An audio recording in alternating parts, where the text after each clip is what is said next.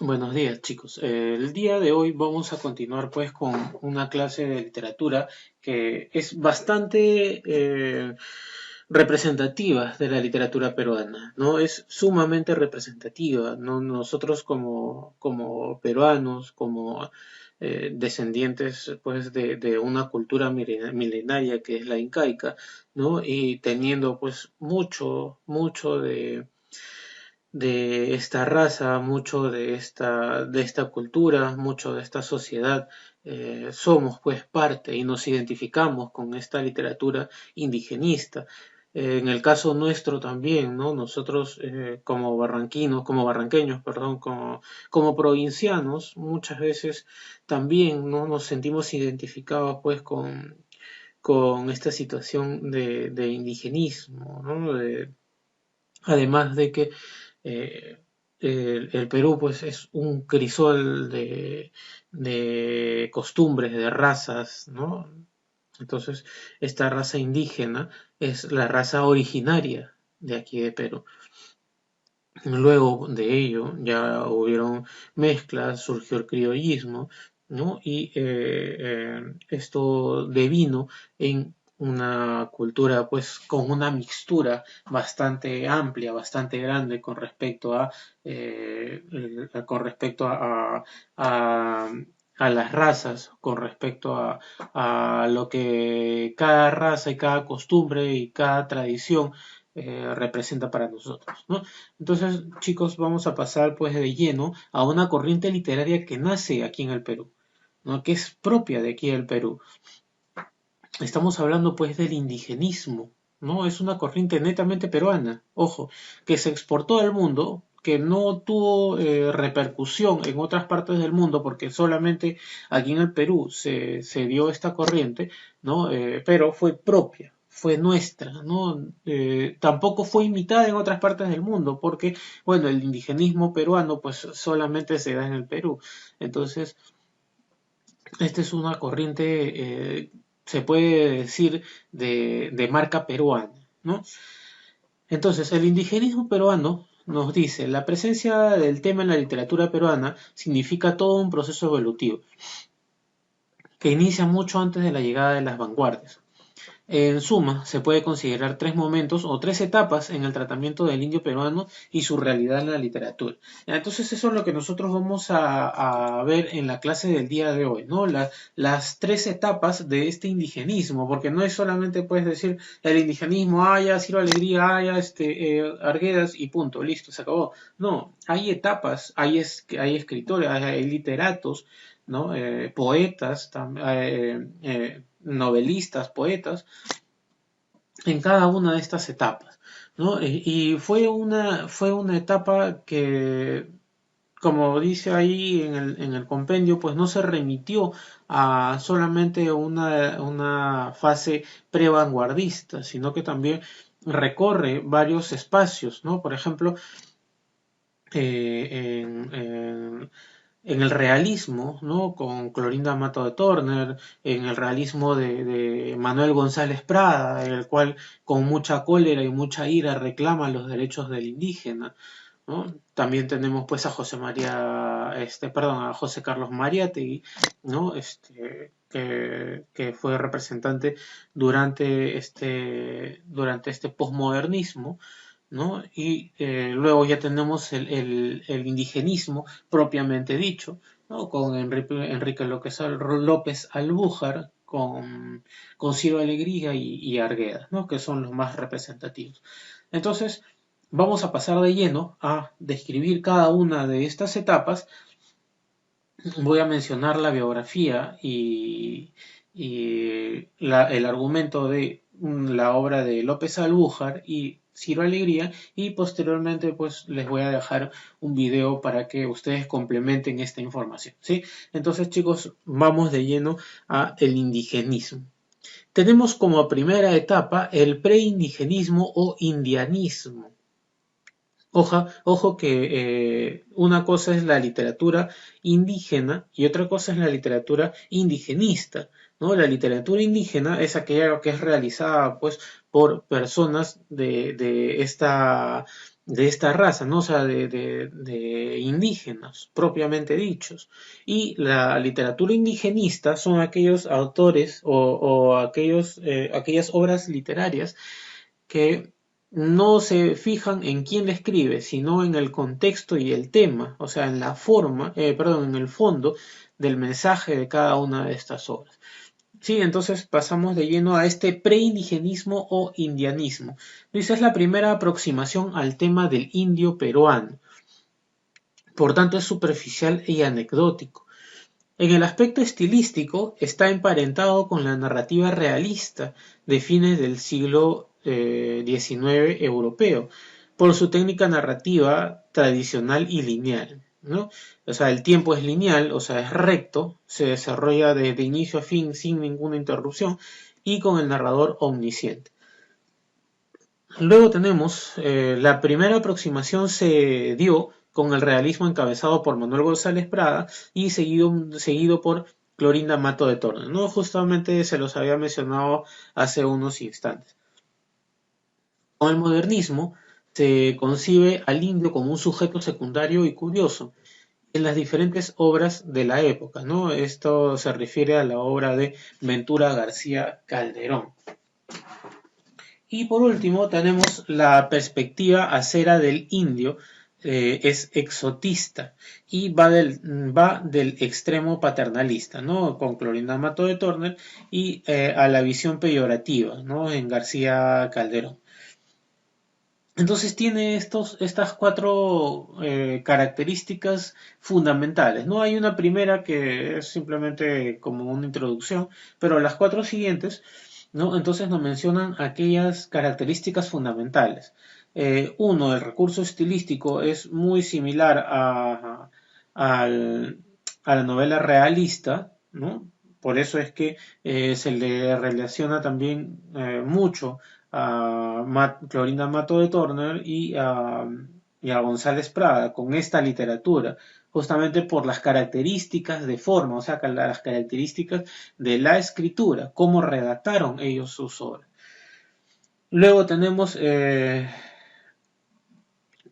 justamente como lo mencionaba, ¿no? A estos dos autores que son muy cercanos a esta corriente y tenemos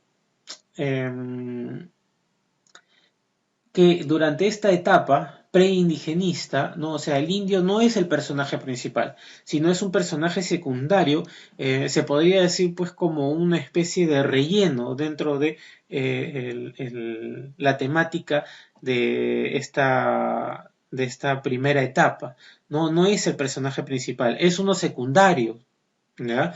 Es uno que contribuye, es uno que colabora, pero no se centra en este indígena y pasa pues desde la parte paternal, o sea, de proteccionismo de Clorinda Mato de Turner hasta la forma burlesca, ¿no? de García Calderón. ¿Ya? Entonces esas son las características de este preindigenismo o indianismo. Ahora pasamos a el indigenismo propiamente dicho. ¿A qué se refiere el indigenismo propiamente dicho? Se inicia con la llegada de las corrientes vanguardistas, ¿no? Nosotros ya hemos visto, pues, quién es el principal representante de la vanguardia, ¿no? Ya sabemos que es César Vallejo. Entonces, esta llegada, la llegada de estas corrientes vanguardistas provenientes de Europa, marcan pues el inicio también de este indigenismo, ¿no? Durante los primeros años o durante los años 20 del siglo XIX, del siglo XX, perdón. ¿Ya? O sea, las dos primeras décadas, ¿no? Los años 20. La primera obra indigenista fue Cuentos Andinos, escrita por Enrique López Albújar. Y nos dice dentro de la vanguardia se desarrolla una vertiente que se puede denominar indigenista o social, que encabezó Vallejo mismo, ¿no? Entonces se dan cuenta, o sea, Vallejo sin saberlo inicia esta corriente vanguardista y también da pie a que se inicie una subcorriente literaria no solamente vanguardista, sino da pie al inicio de este indigenismo, ¿no? Ustedes deben haber leído quizás o escuchado quizás por ahí, aunque sea una referencia de, por ejemplo, el tungsteno, ¿no? O de Paco Yunque, ¿no? Justamente pues tiene esta temática. El indigenismo asume el compromiso de la literatura con la situación marginal del indio y su problemática. Acá sí ya el indio pasa a ser el centro, ¿no? El centro de análisis del problema, ¿no? Justamente como temática, todas las obras tienen pues al indio, ¿no? Pero en una situación problemática, en una situación eh, de desventaja, ¿no? Con respecto a los blancos o a los limeños, ¿no? Justamente tratando de mostrar aquella notable y notoria diferencia e indiferencia que sufría pues el indio y la segregación pues también de tipo racial, ¿no? Porque, bueno, acá en el Perú pues es taparse los ojos o ponerse una venda en los ojos o tapar el sol con un dedo, el pensar pues de que el tema de segregación y el tema de racismo aquí en el Perú no existe. Entonces, esta fue la primera vez que en la literatura, ¿no? Se trata de lleno a esta discriminación.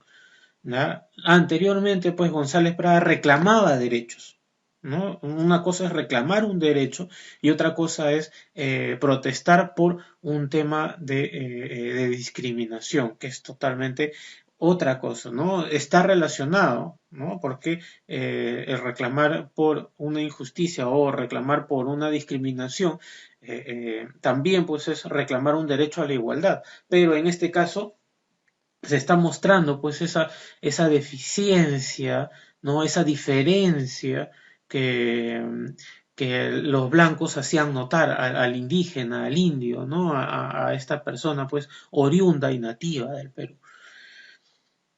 Luego tenemos la perspectiva, ahora es la problemática social y como lo hacía, y no simplemente pedagógica, y mucho menos racial, como lo hacía suponer la epidémica perspectiva indianista. ¿Ya? Entonces se dan cuenta, o sea, no solamente es el tema racial, sino todo aquello que confluye alrededor de ello. No solamente es el racismo que nosotros hemos mencionado anteriormente, sino también todo el sistema político, social, económico, cultural, ¿no? Que tenía a mal traer y a mal sufrir a estos indígenas. ¿No? Que eran justamente pues disgregados, eran justamente discriminados, ¿no? No eran incluidos, ¿no? Inclusive eran hasta subestimados, ¿no? Por muchos intelectuales, ¿no? Los cuales pues consideraban que no tenían la capacidad intelectual como para desarrollar este tipo de literatura, este tipo de cultura. Entonces, no solamente se basa en el racismo, sino en todo aquello que está alrededor. Y por último, la literatura indigenista se propone presentar la realidad del indio lo más fidedigna posible. ¿Ya? Entonces trata de retratar su forma de vida, su forma de creencia, ¿no? Su forma de desenvolvimiento social, su cultura, sus tradiciones. Entonces, aquí esta literatura indigenista nos da una imagen, ¿no? Una fotografía de lo que es la vida del indígena en el campo, ¿no? Levantarse todos los días, trabajar para un hacendado, el cual los explota, no les paga, y encima los trata mal, los humilla, ¿no? Los veja. Entonces, eso es lo que se trató, pues, de retratar con esta literatura indigenista. Luego de ello, la tercera etapa, ya prácticamente la etapa final, ¿no? Ya antes de pasar a otra corriente literaria, ¿no? Es el neoindigenismo. ¿A qué se refiere el neoindigenismo? ¿Cuál es la característica o cuáles son las características del neoindigenismo? Nos dice se desarrolla a partir de la década de los 50. amplía el panorama y complejidad del problema del indio peruano en la literatura. A ver, se desarrolla a partir de los años 50, o sea, pasada la Segunda Guerra Mundial, ¿no? Y antes de la corriente literaria que, que sería predominante después de esta corriente indigenista, ¿no? Que vendría a ser, pues, la literatura contemporánea, en la cual, pues, ya aparecen Mario Vargas Llosa, ¿no? Eh, otros, Bryce Echenique, ¿no? Emilio Westphalen, Washington Delgado y más, ¿no? Otros autores más. Entonces, esta literatura neoindigenista dará pase a una literatura peruana, ¿no? Propia, ¿no? Que más adelante pues se fusionaría, ¿no? Y tendría una integración bastante fuerte con la literatura latinoamericana, ¿no? Entonces nos dice, este neoindigenismo se desarrolla durante o al final, durante la década de los 50, ¿no? Ya pasada, pues, la Segunda Guerra Mundial, amplía el panorama, ¿no? Ya durante esta época ya se han dado ciertos parámetros o ciertas directivas a nivel nacional, ¿no? Como el reconocimiento, pues, del voto de la mujer, el reconocimiento, pues, del voto de las masas, ¿no? En este caso, pues, de los indígenas, ¿no? Las jornadas laborales y demás, ¿no? Entonces este neoindigenismo muestra ya esta etapa de evolución, porque la evolución pues se da a nivel mundial y por ende también se da a nivel nacional. Estilísticamente asume las técnicas narrativas de la vanguardia, asume las técnicas narrativas de la vanguardia, narrativa europea, o sea, el tiempo fragmentado y circular, los narradores que son múltiples, etc. ¿No? Algunas situaciones o descripciones poéticas un poco más complejas, ¿no? Con más dinámica psicológica también. Desarrolla el problema del indio ya no solo desde el punto de vista social, sino también político. ¿Ya? Por eso les decía hace un momento, ¿no? El indio pues ya es reconocido como ciudadano, como persona dentro de nuestra nación. Presenta el conflicto del indio y los terratenientes andinos en su contexto más amplio y la realidad del indio que empieza a migrar a la costa, sobre todo a la capital en busca de trabajo, ¿no? Aquí se da la primera migración, la primera gran migración de la sierra a la costa, ¿no? La segunda gran migración se da pues durante la época del terrorismo. Y por último, se considera representativas de esta etapa las últimas obras de Arguedas, ¿no? El zorro de arriba y el zorro de abajo, y de Manuel Escorza, Redoble por Rancas. ¿Ya? Entonces, chicos, estas son las tres etapas de este indigenismo, ¿no? El preindigenismo, el indigenismo propiamente dicho, y el neoindigenismo. ¿Ya? Entonces vamos a pasar a analizar a dos autores que son fundamentales durante este indigenismo. Estamos hablando pues de Enrique López Albújar y de Ciro Alegría. Enrique López Albújar, ¿no? Tiene como su obra fundamental y principal la obra Matalaché, ¿no? Que justamente vamos a ver el argumento en unos momentos. Enrique López Albújar nace en Chiclayo en 1872 y fallece en Lima en 1965. Considerado como el iniciador del indigenismo con su obra Cuentos Andinos. Abogado de profesión, conoció al indio y su problemática desde su sillón de juez. O sea, Enrique López Albújar, antes de ser literato, era juez, ¿no? Era juez, en su ciudad natal, Chiclayo, ¿no? Pero recorría pues toda la zona norte del Perú. Entonces nos dice, ¿no? Conoce la problemática del indio desde su perspectiva de juez Es decir, no alcanzó a tener una visión cabal del problema del indio. Sin embargo, indagó dentro de la medida de sus posibilidades y de su contexto la situación del indio y trató de retratarlo lo mejor posible. Cronológicamente se inserta entre la impronta modernista y el nativo postmodernismo. Abordó en su obra en general la problemática social de los marginados, tanto indios como negros, ¿no? Ustedes deben saber pues que en las haciendas del norte, las haciendas azucareras, había también esclavos todavía, ¿no? En este caso no eran denominados esclavos, pero trabajaban como si lo fueran, ¿no? Entonces trabajaban en las haciendas como en un régimen laboral pues casi esclavista, ¿no?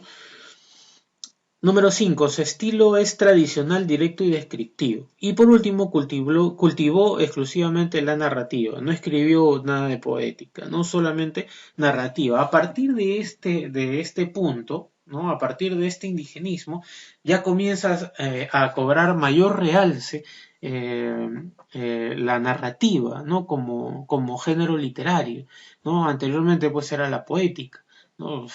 Justamente pues con César Vallejo. Pero a partir de aquí en adelante, la narrativa comienza a adquirir un gran realce.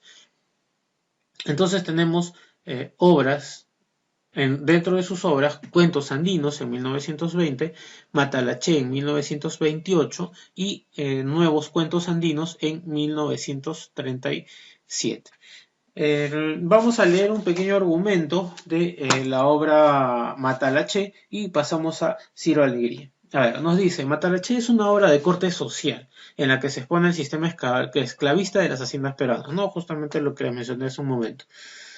Trata sobre la historia de José Manuel, un mulato, hijo de un patrón hacendado blanco, ¿no? O sea, en esos tiempos era una costumbre bastante arraigada que el patrón muchas veces eh, violara o en todo caso a veces tuviera como amantes, ¿no? A las esclavas, ¿no? A las mujeres que trabajaban en sus haciendas, ¿no? Generalmente negras. Entonces, muchas de ellas tenían hijos, pero eran hijos no reconocidos, no eran hijos ilegítimos, lo que normalmente se denomina, en esa época se denominaban bastardos, ¿no? Estos hijos bastardos eran no reconocidos. Por supuesto que todo el mundo sabía que eran hijos del hacendado, pero el hacendado nunca los reconocía como tal. O sea, simplemente eran hijos de la mulata, de la negra, y jamás reconocidos por el padre. Entonces José Manuel, que es el protagonista de esta obra, ¿no? Es un negro, hijo de una mulata que trabajaba en la hacienda con el patrón. El viacrucis de José Manuel comienza cuando es vendido a otro hacendado, quien lo lleva a Piura a trabajar en una fábrica de jabón. En ella no goza de los privilegios de los que disfrutó en su antiguo hogar, pero rápidamente se destaca por sus virtudes y es destinado a la reproducción. Así, periódicamente traen a la hacienda a jóvenes esclavas para que José Manuel las embarace. Un día llega a la hacienda la joven y hermosa hija del hacendado, María Luz, huyendo de los temores de Lima, de que en Lima fuese atacada por un corsario. En la calurosa ciudad norteña, la joven pasa sus días sumida en el aburrimiento y entregada a sus sueños amorosos. Cuando el esclavo y la joven se conocen, sienten una fuerte atracción el uno por el otro, pero saben que su amor es totalmente prohibido y jamás permitido, ¿no? Sin embargo, logran encontrar pretextos para poder pues, encontrarse, ¿no? Para poder verse. José Manuel o Matalaché, como solían decirle, colma de primorosos regalos a la doncella hasta que ella urde un plan para encontrarse con él a solas. Sustituye a una esclava en un encuentro amoroso con José Manuel. Este asiste a la cita pensando que se trata de su rutina de ocupación de semental, ¿no? Y ya en el lecho descubre que se trata de su amada imposible. Se aman y desde entonces se frecuentan hasta que son descubiertos por otros esclavos. y por eso el padre, el hacendado, ¿no? El dueño de la fábrica. Matalaché es arrojado vivo a una paila con jabón hirviendo, pero la muchacha queda embarazada de él. Ya, entonces esa es la temática de, de los marginados sociales, ¿no? De esa época, ¿no? En este caso no era un indio, sino que era un negro, ¿no? Que vivía como semi-esclavo en las haciendas del norte, ¿no? Este semi-esclavo, como eran tratados como prácticamente como animales, entonces también se les utilizaba como tales. Por eso es que a él, como era un negro bastante fornido, bastante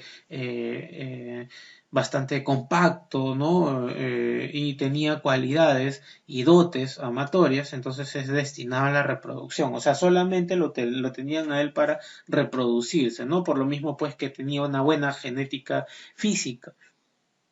Entonces, el hecho de que él se enamore de la hija del dueño y Blanca, ¿no? Entonces es un suceso pues que va en contra de todo lo que está establecido socialmente, ¿no? Esos dos mundos en esa época pues era impensable, no se podía dar, era jamás podía suceder. Por ello, cuando ellos consuman su amor, ¿no?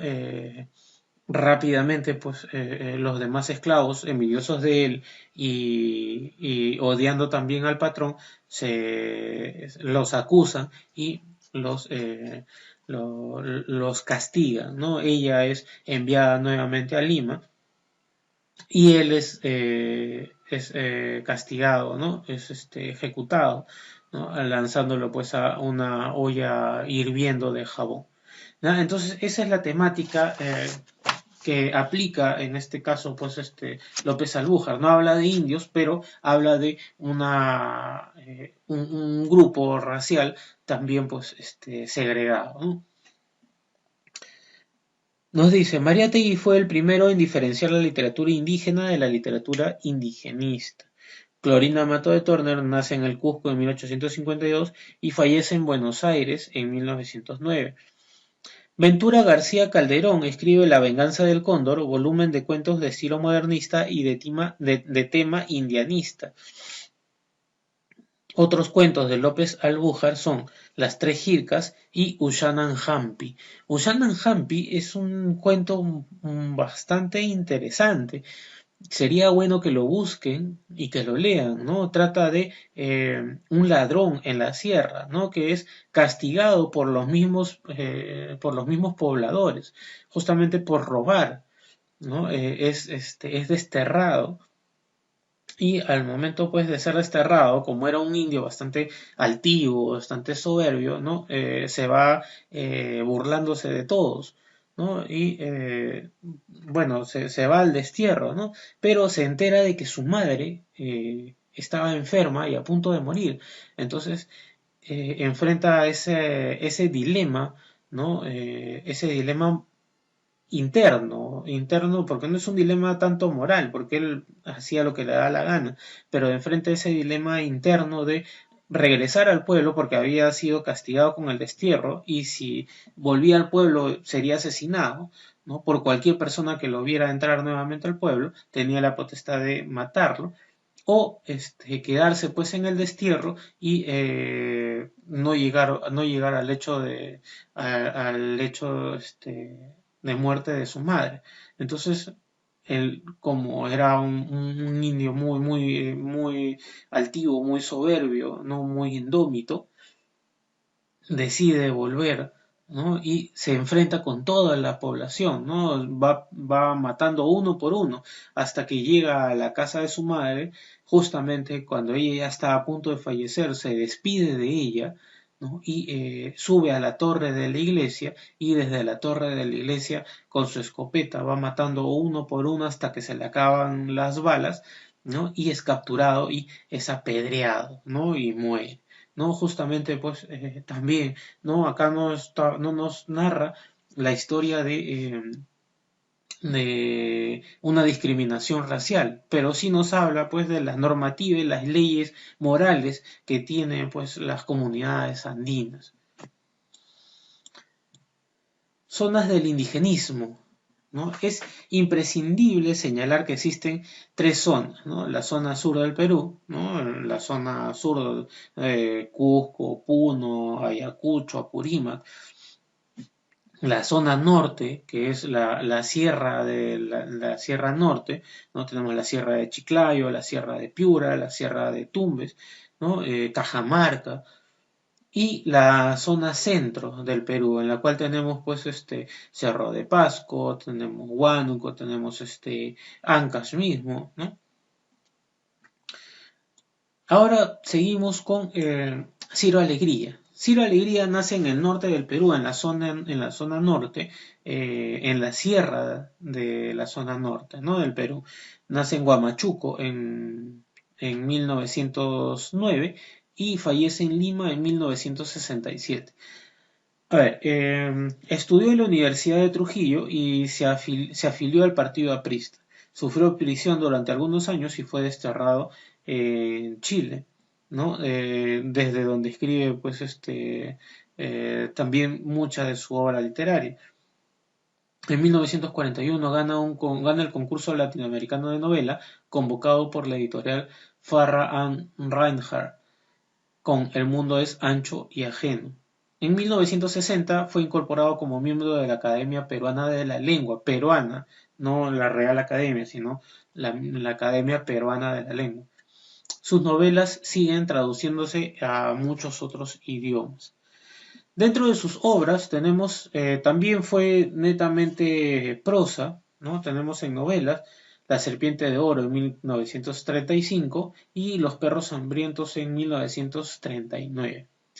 El mundo es ancho y ajeno, 1941, y Lázaro, que es una obra que deja inconclusa, no fue terminada, ni siquiera tampoco póstumamente, porque nadie tenía conocimiento de ella y no supieron cómo terminarla, ¿no? Y luego también tenemos en cuento Duelo de Caballeros en 1963.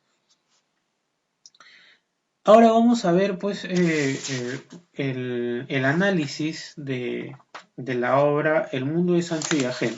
A ver, les voy a dar solamente el análisis literario porque tengo un video preparado para ustedes sobre lo que es la obra, el resumen, el argumento, ¿no? En un video especial sobre El mundo es ancho y ajeno. A ver, es de género narrativo, especie novela, y el ámbito social es la lucha entre los terratenientes y los campesinos por posesión de la tierra, perviven el feudalismo y la comunidad campesina en la sociedad peruana, ¿no? Lo que nosotros llamamos los gamonales. El argumento. A ver, primero los personajes, ¿no? Vamos a pasar parte por parte. Personajes, Rosendo Maki, que es el primer alcalde de la comunidad, Benito Castro, que es el último alcalde, quien incita a la rebelión, Demetrio Sumayacta, joven flautista, El Fiero Vázquez, que es el bandolero que ayuda a los campesinos, Nasha Suro, quien vaticina la muerte de la comunidad, Álvaro Amenábar, que es el gamonal de la hacienda de Omay, Bismar Ruiz, abogado que se entrega al servicio del gamonal, y Augusto Maki, hijo de Rosendo Maki. Como tema principal tenemos la lucha por la tierra. Y como temas secundarios tenemos la comunidad como espacio fraternal, la justicia al servicio de los gamonales, la sabiduría popular y la corrupción de los funcionarios. A ver, en el argumento nos dice, la comunidad de Rumi vive apacible y pacíficamente. Su alcalde, Rosendo Maki, es un modelo de sabiduría y de prudencia. Poco a poco, la comunidad se va convirtiendo en un torrente de complejos sociales y étnicos. Álvaro Amenábar y Roldán, gamonal de la hacienda de Omay, quiere quitarle sus tierras a los comuneros de Rumi y para lograr su propósito pues soborna a las autoridades, ¿no? Como ya todos sabemos pues el sistema político es bastante corrupto, no solamente en Lima sino también en las provincias. Utiliza abogados inescrupulosos. Rosendo Maki defiende a la comunidad, pero es encarcelado injustamente y muere en prisión.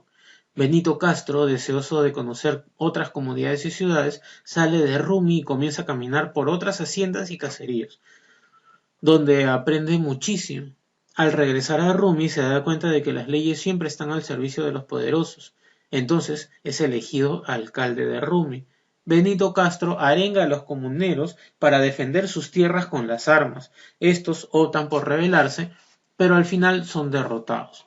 La novela termina con la destrucción de la comunidad de Rumi y con la muerte de Benito Castro. Sí, entonces chicos, a ver, vamos a ver el comentario final, ¿ya? Y con esto damos pues por terminada la clase. Nos dice, Ciro Alegría valora la comunidad campesina como un lugar de solidaridad. ¿Ya? Es bastante importante para Ciro Alegría no solamente el tema racial, sino el tema social, el tema comunitario, que que trasciende en las comunidades campesinas, ¿no? Este es un tema que trasciende de la época incaica, ¿no? El imperio incaico, pues, fue comunal, ¿no? Eh, tenía mucho de estas características, por eso es que se quedó muy arraigado a través del tiempo. Por oposición al impacto del feudalismo, representado por el comunal Álvaro Amenábar. Para Alegría, la comunidad es la única realidad que puede hacer digna la vida del indio. En la novela se consigue que la comunidad es cualitativa superior a las otras estructuras institucionales. El final de la novela evidentemente evidencia que el narrador es consciente de que los hechos sociales preconizan una verdad objetiva, la aniquilación de la comunidad y del indígena. Así, Ciro Alegría realiza una denuncia de altas connotaciones políticas porque condena el sistema social que liquida las instrucciones más valiosas del Perú como comunidad campesina. Entonces, pues chicos, esta temática indigenista pues tiene un trasfondo, ¿no? Tiene un trasfondo de reclamo político. Se refiere pues a todas estas injusticias que sufren y que han sufrido a través del tiempo, a través de siglos de, de, de abusos por parte pues primero de los españoles, luego pues de los hacendados, de los gamonales y por último pues también de los políticos y toda esa casta estatal, ¿no? que vive ignorándolos y olvidándolos, ¿no? Entonces chicos, esto es todo por la clase del día de hoy, ¿sí? Y estoy adjuntándoles un video para que ustedes puedan comprender un poco mejor el tema de la obra El mundo es ancho y ajeno. Sí, entonces nos estamos viendo hasta la siguiente sesión.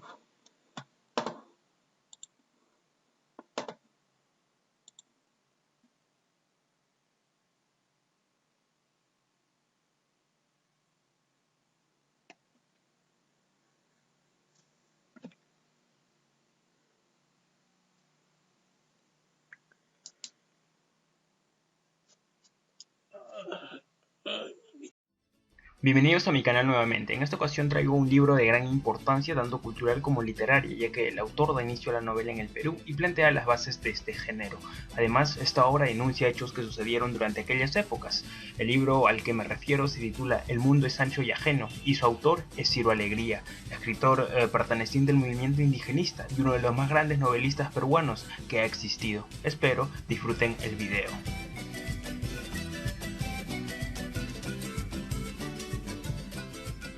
Ya desde el principio de la novela, el autor nos presagia que un gran mal se acerca, ya que Rosendo Maki, quien es el alcalde de la pequeña comunidad de Rumi, se encuentra con una serpiente. A partir de aquí, la comunidad de Rumi será objeto de hechos desastrosos. En primer lugar, muere Pascuala, esposa de Rosendo Maki y campesina muy querida en la población. Más adelante aparece el antagónico Álvaro Amenábar, quien es un rico hacendado que pretenderá arrebatarle sus tierras usando abogados, jueces y testigos corruptos. Después de contratar a un abogado que los engañó y al verse perdidos, los comuneros de Rumi se trasladan a Yanañahui, un lugar pedregoso a la altura del cerro. Álvaro Amenábar decide seguir sofocándolos para que estos comuneros trabajen en sus minas, a pesar de haber sido apoyados por un nuevo abogado de características indigenistas y de buenas pretensiones. Los comuneros son derrotados. Más adelante, Rosendo Maki es acusado de ladrón de ganado, de incitador de la violencia y de dar refugio a bandidos, entre ellos Alfiero Vázquez, quien es otro personaje secundario. Rosendo muere en la cárcel al ser golpeado por los guardias. Pasan los años y llega Benito Castro, quien fue un hijo adoptado por Rosendo. Él le da una nueva visión de desarrollo a la comunidad y esta comienza a prosperar. Sin embargo, Álvaro Amenábar realiza un segundo juicio de linderos para arrebatarles Yanañahui. Tras ver esto, Benito Castro instiga la revolución a todos los comuneros. Estos se rebelan con las armas y más adelante son asesinados por la Guardia Civil, aliados con los caporales de Amenábar. De esta forma, la comunidad desaparece totalmente.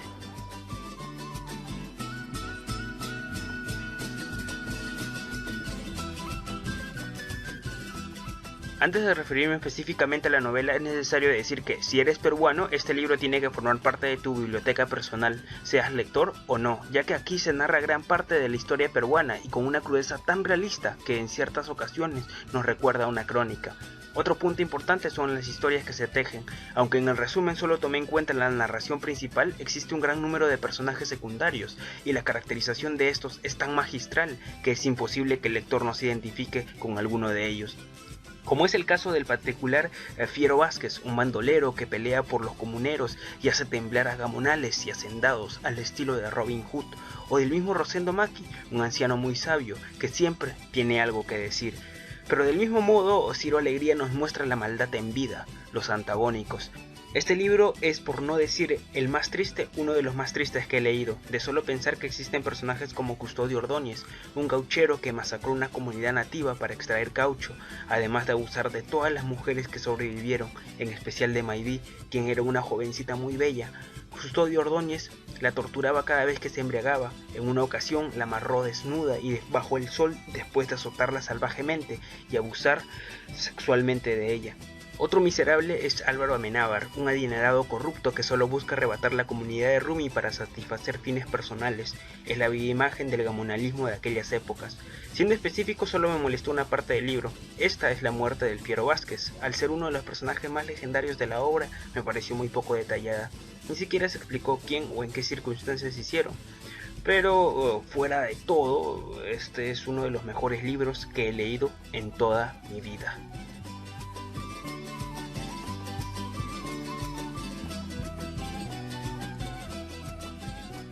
En esta oportunidad no elegiré una escena en particular, sino un conjunto de escenas, ya que las hazañas del Fiero Vázquez son dignas de recordar y elegir una en particular me parecería indebido. Entre estas tenemos al asesinato del traidor Contreras, más conocido como el Mágico. La banda de Vázquez toma la decisión de vengar la injusticia que se cometió contra la comunidad de Rumi y atacar a los culpables, entre ellos el Mágico. También logran dar un susto enorme a Álvaro Amenábar tras entrar a su casa y asesinar a muchos de sus secuaces. Y cómo no recordar el episodio en el que se convirtió en bandolero, cuando mató a don Malaquías, un abusivo que ultrajó a su madre.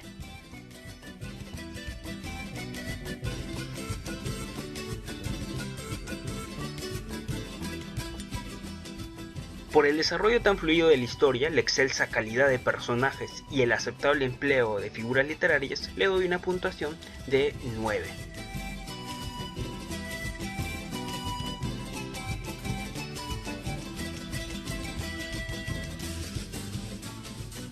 Más que una cita de libro, me fascinó una referencia que se hace en el mismo, ya que muestra en su totalidad lo que busca esta novela.